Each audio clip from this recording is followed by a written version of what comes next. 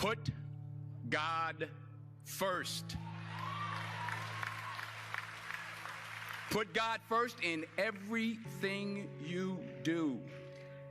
Everything that you think you see in me, everything that I've accomplished, everything that you think I have, and I have a few things, everything that I have is by the grace of God. Understand that. It's a gift. I was sitting in my mother's beauty parlor, and I'm looking in the mirror, and I see behind me this woman under the dryer. And every time I looked up, she was looking at me, just looking me in the eye. And I didn't know who she was, and I said, she said, somebody give me a pen, give me a pencil. I have a prophecy.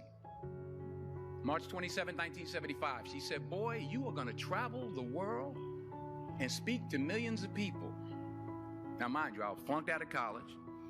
I'm thinking about joining the army. I didn't know what I was going to do. And she's telling me I'm going to travel the world and speak to millions of people. Well, I have traveled the world. And I have spoke to millions of people. But that's not the most important thing, the success that I had. The most important thing is that what she taught me and what she told me that day has stayed with me since. I've been protected. I've been directed. I've been corrected.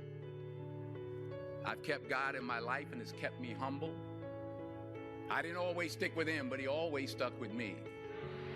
So stick with him in everything you do. If you think you want to do what you think I've done, then do what I've done and stick with God. Number 2, fail big. That's right. Fail big. Today's the beginning of the rest of your life, and it can be very frightening. It's a new world out there. It's a mean world out there, and you only live once. So do what you feel passionate about. Take chances. But don't be afraid to go outside the box. Don't be afraid to think outside the box. Don't be afraid to fail big, to dream big. But remember, dreams without goals are just dreams. And they ultimately fuel disappointment. So have dreams, but have goals. And understand that to achieve these goals, you must apply discipline and consistency. In order to achieve your goals, you must apply discipline, which you have already done, and consistency every day, not just on Tuesday and miss a few days. You have to work at it every day. You have to plan every day. You've heard the saying, we don't plan to fail, we fail to plan. Hard work works. Working really hard is what successful people do. Remember that. Just because you're doing a lot more doesn't mean you're getting a lot more done.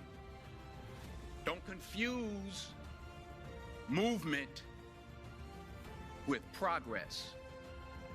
My mother told me, she said, yeah, because you can run in place all the time and never get anywhere. So continue to strive, continue to have goals, continue to progress. You'll never see a U-Haul behind a hearse. I'll say it again. You'll never see a U-Haul behind a hearse. I don't care how much money you make, you can't take it with you. And it's not how much you have. It's what you do with what you have. We all have different talents. Some of you will be doctors, some lawyers, some scientists, some educators, some nurses. The most selfish thing you can do in this world is help someone else. Why is it selfish? Because the gratification, the goodness that comes to you, the good feeling that I get from helping others, nothing's better than that. Nothing's better than that. Not jewelry, not big house I have, not the cars, but it's the joy. That's where the joy is, in helping others. That's where the success is, in helping others. Finally, I pray that you put your slippers way under the bed tonight, so that when you wake up in the morning, You have to get on your knees to reach them.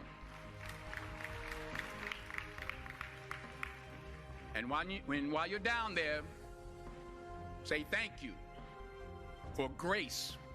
Thank you for mercy. Thank you for understanding. Thank you for wisdom. Thank you for parents.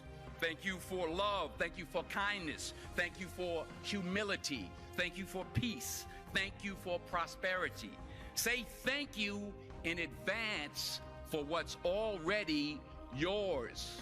It's how I live my life. That's why I am, one of the reasons why I am today. Say thank you in advance for what is already yours. True desire in the heart for anything good is God's proof to you, sent beforehand to indicate that it's yours already. I'll say it again. True desire in the heart, that itch that you have, whatever it is you want to do, that thing that you want to do to help others and to grow and to make money, that desire, that itch, that's God's proof to you, sent beforehand already to indicate that it's yours. And anything you want good, you can have.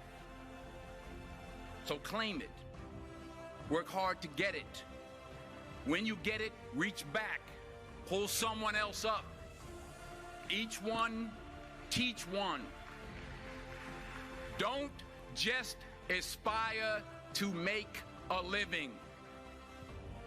Aspire to make a difference.